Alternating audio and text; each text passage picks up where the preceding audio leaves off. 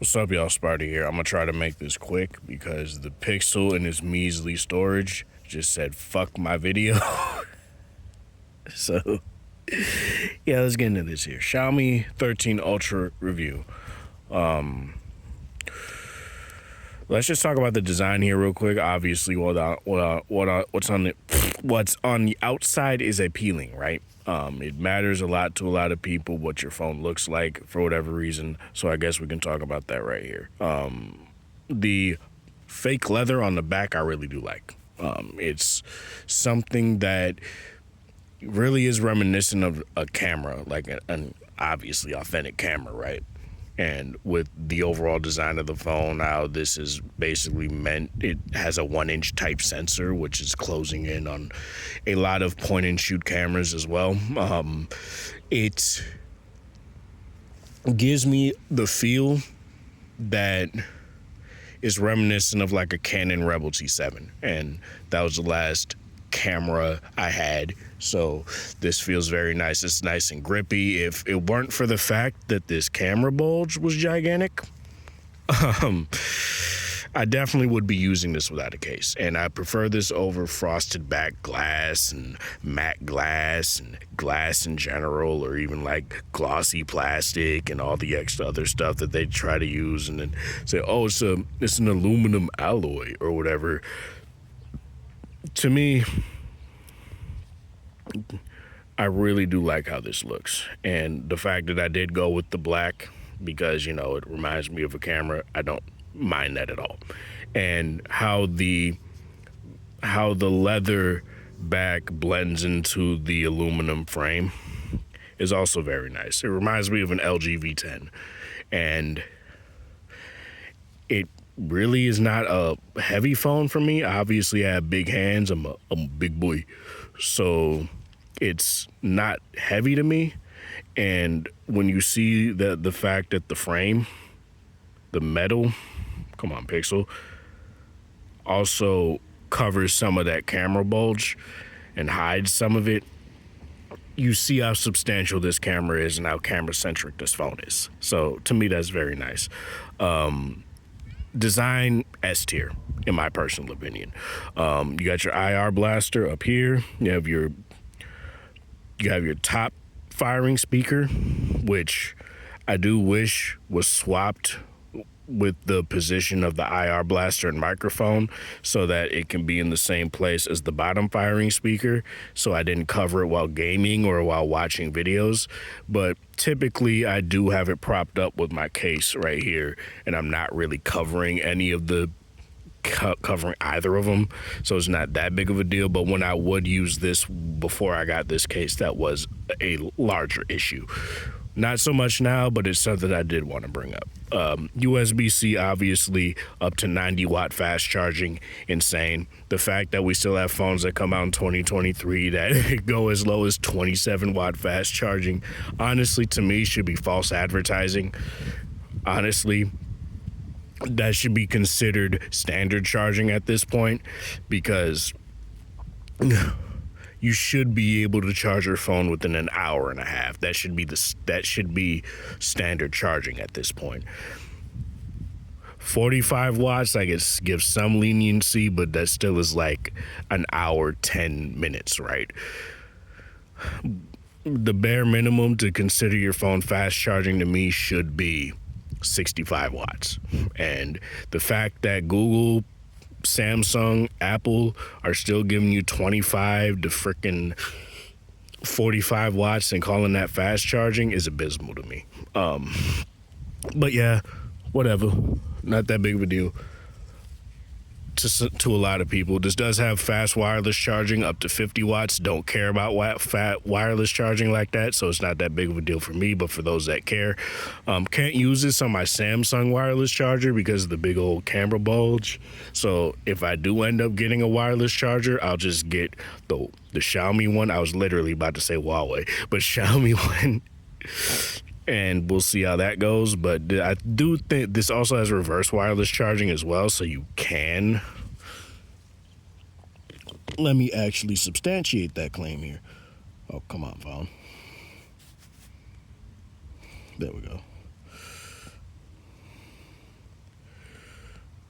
Yep, right there. Right next to nearby share, reverse wireless charging. So you get reverse wireless charging on this phone. I don't use it. I don't have any earbuds that have wireless charging on it, so I don't really care. But it's nice to have for those instances that you may need it. USB 3.0 on the bottom on the USB-C port, so you do get things like display out, no DeX style desktop mode from Xiaomi as of yet. I do hope they end up doing that, but for me personally, I'm not using it. I do want to use it eventually, but if I do end up using it eventually, obviously I have to use the Android desktop mode, which is undercooked at best. So we'll not really talk about that. The one thing I really don't like is the fact that this phone has a curved screen. I don't like curved screens. I never liked curved screens. I didn't like when Samsung started it. I think it's a blight on humanity. It's a blight on phones. It's a cute little design quirk to make it feel as if your phone has more, less bezel, but it's honestly it's just dumb, and it makes cases have to do this little indentation thing where they kind of have to adhere to the curve. And I do miss when phones like the Note 8 came out and it had the slight curve, but it still had cases that would come out that had, a little bit more flat sides. Not really the case here, but that's whatever. Overall, it's not that big of a deal for me. It's not a deal breaker. Like, I'm not one of these people like, oh, it's a legitimate deal breaker. It would have just been nice to have a flat display, and thankfully with the 14 and 14 Pro, they're going with more flat displays with Xiaomi. And I hope with the 14 Ultra they do the same thing, if there's a 14 Ultra this year anyway, or next year anyway. On the back, you have your camera disc. You have your 1-inch type sensor IMX989 on the upper left. That has a f1.9 aperture, and it has a variable aperture that goes from 1f9 to f4. So that is actually very nice, and it helps with things like clarity on your main subject without having too much focus fall off, affect your subject.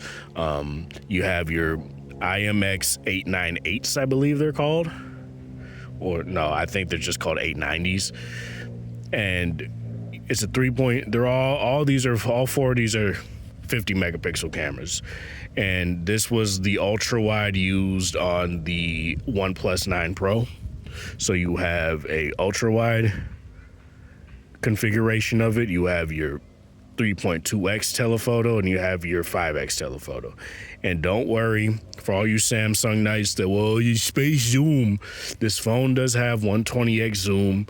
It looks like shit though.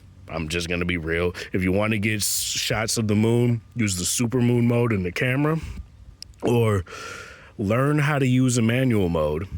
Go into the 5x zoom, shoot in the 50 megapixel mode, and then crank down your ISO and your I was about to say shutter speed. Shutter speed would help, but crank down your ISO and crank down your exposure value, and you'll get a fairly clear rendition of the moon. Really no issues there. And actually, I could probably show you guys that here, because I've taken quite a few pictures of the moon. It's actually been very prominent as of late. Let me find one that isn't. And all you got to do is crop zoom into it. And as you guys can see, bada bing, bada bing. There you go. But yeah, it's not hard to do that. It's not rocket science. Just crank down your EV, crank down your, crank down your ISO. And if you really need to, you could crank down your shutter speed as well. And you'll get a fairly good, detailed version of the moon. Or if you don't want to do that, just use the super moon that goes up to 60x zoom. But you're probably going to need a tripod for that, and I'll probably just keep it at the 5x zoom mode, honestly. And you'll get a pretty good detailed look at it. It is noisy, which is why I do say utilize the pro mode and just do that. But yeah. The cameras on this phone are fantastic, unless you talk about the selfie camera, which, quite frankly, I don't care about, but it sucks. And to me, it's not a deal breaker because I don't use the selfie camera. It just goes up to 1080p 60 FPS video. Fine, I don't really care. If you really want the creamiest, best video on your phone, use your rear cameras. As you guys can see, you can see me in the frame, right? You can see me in the lens. So you learn how to position your shot, and you can take phenomenal looking selfies. Like, I can even show you that. Actually, I gotta scroll a little bit because I've taken over 1,000 photos with this phone. Actually, I didn't have to scroll that far.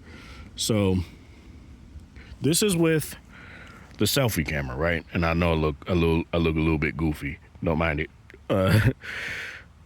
That's also with the selfie. This is with the main sensor. Look at the difference. Look at the background blur. This is no portrait mode. You can't even make out the numbers on the... Come on, bro. Look at how overexposed it is right there. Now, all I did was tap the focus on my face and it reined it in. But no background blur, man. And they go, oh, but you can do the portrait mode. No. Use your rear-facing camera. Natural bokeh, bro. Look at that. You can't tell me that this is a deal breaker when you can do this. Get a goddamn gimbal if you want to vlog and use the rear cameras. Come on, brother. Come on. You have things like floating apps, floating windows right here. You can put up to 2 games, 2 different windows, period. Like, you can resize them here. And as you guys can see, it took me a while to figure this out. I'm gonna be honest. I was like, oh, I wish I could resize them. Then by accident, I pressed one of these lower corners and it did it. And you could do it like that. You can carry it by his top bar, have it be a little post-it right up there. Tap it again, and you can drag it right there, and look at that. It just goes fully into it. That is nice. You have things like your super wallpapers and all that stuff. I have the Mars one, or as they call it, the Red Planet. And this thing is nice. I got to use my other. Look at that. That's crazy. That's actually pretty cool. It made me not even want to use, dedicated wallpapers on this phone because I like the super wallpapers a lot. And you could change what part of the planet that you want it to show. It actually goes to that part of the planet when you open the phone. It's actually cute. I tend to use cute as like a disparaging term, but in here I'm not doing that. The fingerprint sensor is nice. I do wish it was, the Qualcomm Max sensor that you'd get in like your Vivos, or even like an ultrasonic sensor would have been better. But honestly, the optical sensor here is fine. I would also rather have it in the power button. That would have been nice. But you do have face unlock on here. I don't know why you'd use it. It's not really all that secure other than just for the convenience. But I really don't have that many issues with using my fingerprint. Now, obviously, you have things like second space where I use my left thumb here. And you can go into an entirely separate space. It doesn't show any of your gallery to whoever goes into the second space, any of your files, anything. And you could just set up a whole new thing on here. It's basically like multiple users on Android, which is nice. But yeah, it's something that I feel is very nice. I really do like it a lot. I really have no sort of issues with how that works and how that operates. The screen. The screen is phenomenal on here. It gets very bright. You guys have probably seen it by now. Like, the sun is, I'm not gonna do that, but the sun is literally right behind me. And as you guys can see, when I'm looking at the phone, you can still see it's very clear. And I really like that a lot. Really do enjoy the fact that I can look directly at this phone and not have any sort of issues seeing what's going on. So, really no issues there. A lot of people have been talking about you can't really get to the 2600 nit brightness. That's because it goes into a bright sun mode for a couple of minutes so that you can see, and then it cuts right back off, which is honestly the best possible way to do it. It's kind of how like LG did it with the LG G7, except on there you could manually toggle it and it would still go off in like 2 to 3 minutes, and that was an LCD panel. But overall, the screen on this phone is great. I really don't have it. It's nice and sharp. There's no issues other than the fact that it's a curved display. That's really my only problem with it. And the fact that I'd rather not have a selfie camera in there. I really wish phone manufacturers would say, you know what, if you don't want the selfie camera, here's a version of the phone without the selfie camera. And I would definitely take that. Or do pop-up cameras again. Like the LG Wing, like the OnePlus 7 Pro, do that again. I would actually like that a lot. That way I never have to look at the goddamn selfie camera taking up space on my screen again.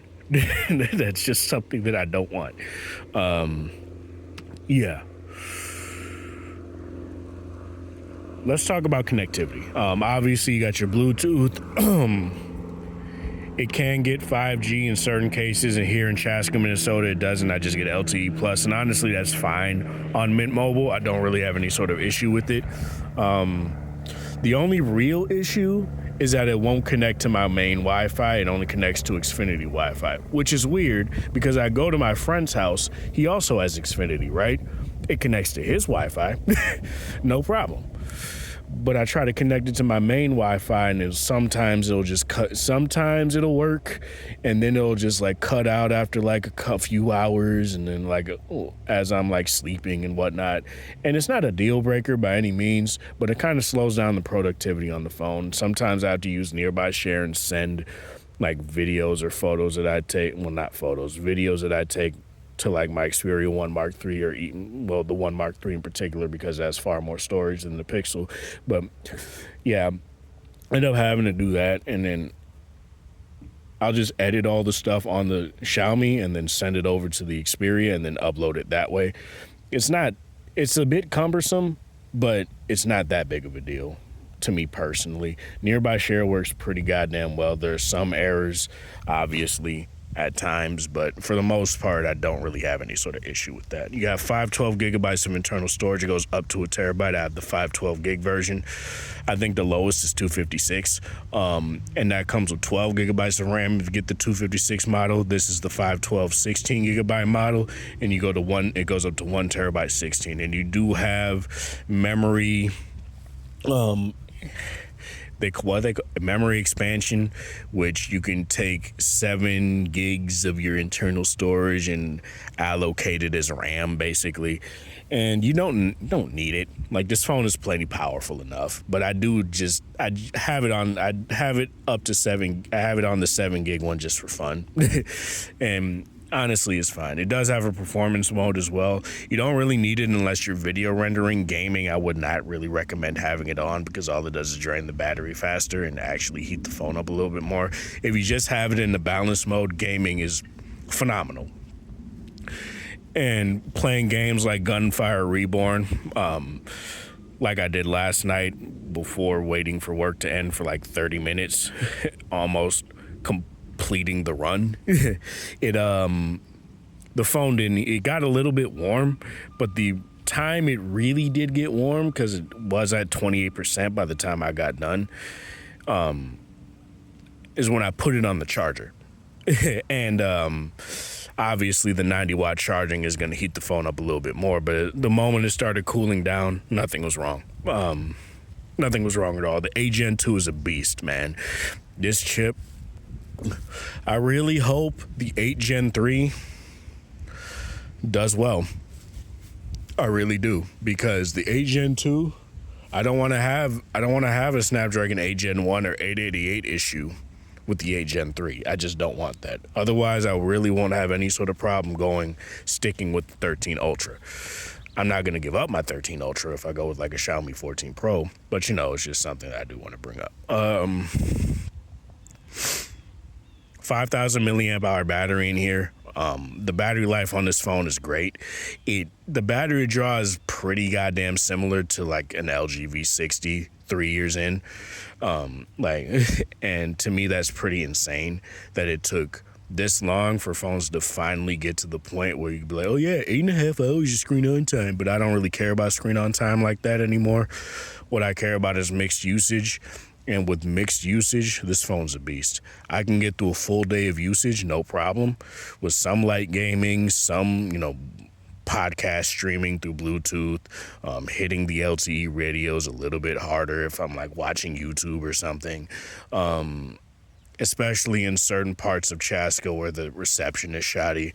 This phone does phenomenal with that. And it also helps that by the time I get home, I don't really have to put the phone on the charger. I don't have to charge it till the next day, and it only takes like a half an hour to charge because it's 90-watt charging. so I only really have to plug in my phone 40 minutes before going to work, and then I'm good. But yeah. This phone, performance is a beast. Video rendering is fantastic. Gaming is fantastic. I really don't have any sort of issues with how this overall works. And the size of it for me personally is perfect. I like bigger phones. I don't like narrow phones unless it's a Sony phone. I don't like how weirdly narrow Samsung phones are because they feel very weird. But this feels just right. And that's what I like about it a lot. Let's get into the cameras here. The cameras on this phone are great. The Leica partnership works beautifully on this phone. Through and through, when you take pictures, primarily with the main sensor, you can't really tell unless you're experienced with phone cameras that pictures are coming from a phone. And to me, that's insane, right? To me, that's crazy. Obviously, I know the difference, and I've compared to my EOS Rebel T7, some pictures there, and the definition, the overall look is very comparable. Sometimes this best sit in certain cases, obviously, since that's a dedicated camera and has a larger sensor, it does a little bit better, and obviously you have things like interchangeable lenses and all that other stuff as well. But all four of these cameras I love. I really do. And it goes to show you that it's taken until just now for manufacturers to use the IMX989 as the standard to set their cameras against. You see Oppo/OnePlus doing that with the OnePlus Open when they talked about the main sensor on there. You see that with Xiaomi when they were talking about the 14 and 14 Pro and how their new main sensor compares to that. The only real issue is that, yes, they're finally matching it, but they're not besting it, which doesn't make this obsolete at all. And then you have the other three sensors that basically make this a powerhouse phone, powerhouse camera in your pocket. Gone are the days of camera partnerships basically meaning nothing. I'm pretty sure Huawei kind of made that wash away, and then OnePlus came in with the Hasselblad partnership with the OnePlus 8/9 Pro, and pretty much made the whole, it's just a gimmick. No, it's not. They designed the lens glass. They help co-design, the overall lens element, the scent. They help with the sensor design, the processing, all this stuff. And you get things like a portrait mode that mimics a glass, Leica lenses. And it looks very nice. And you can go into Xiaomi's gallery, into their AI part, and change the bokeh on even shots that don't have a portrait mode on. And when you do that with a image, it already has a good amount of background blur. You can't really see any problem with the stitching at all.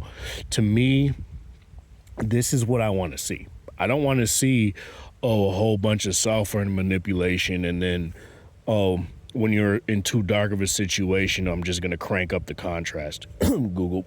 I don't want to see oversaturated photos where whites look yellow. Samsung. I don't want to see overly drab colors that are sometimes punched up pretty well, and they are claimed to be natural, but overall what ends up happening is that the HDR processing is inconsistent as fuck. iPhone. I don't want to see that. I want to see processing that actually feels like it's substantial, but not to the point where it makes your image look artificial. That's what the processing on this phone does, and that's what I like very much about it. So I like about the camera about it. The software is is kind of LG finicky, to say the least.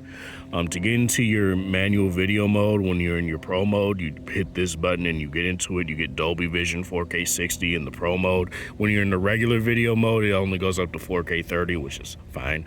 You could only do the seamless zoom between all four sensors in 4K 30, I believe, in the regular video mode, which, you know, sucks. But the main problem that I do have is that let me do this real quick. I don't know why I put it back in the case when I still need to show some stuff. But when I'm in the regular photo app, right, and able to get to the aperture toggle, which they made a big stink about, I have to do this, hit this, and then hit that, or just have it on auto where it'll just automatically switch it, right? In the pro mode, you actually get the switch. Now, I wish it was just a toggle from f1.9 to f4, and that's pretty much it. But it's a little bit finicky, and to me personally, I do wish they would change that up a bit, but they're probably not going to. It's probably going to be like an LG situation. And to me, honestly, fine. I'm not really going to sit here and complain about that too much. It's not a deal breaker. You're just going to have to learn how to use this phone's camera. And to me personally, that's what matters. That's what matters about this phone, and what makes me really like this phone. It brings me back to the old days of LG, where before the LG V60, where they actually got pretty good at their camera processing, their auto processing, you had to learn how to use the camera. And this brings what the V60 had and what I liked about old LG phones pretty much to an equilibrium, right? And that is something that I very much like a lot. This is by far my phone of the year.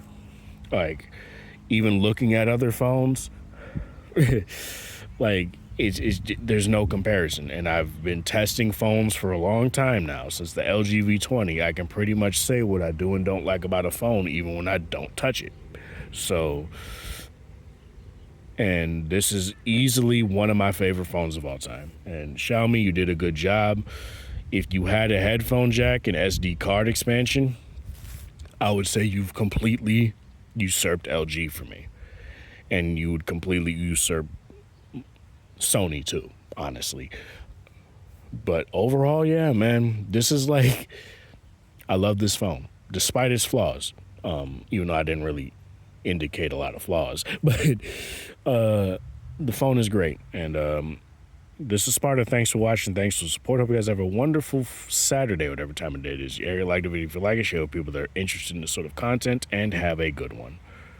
Have a good one indeed.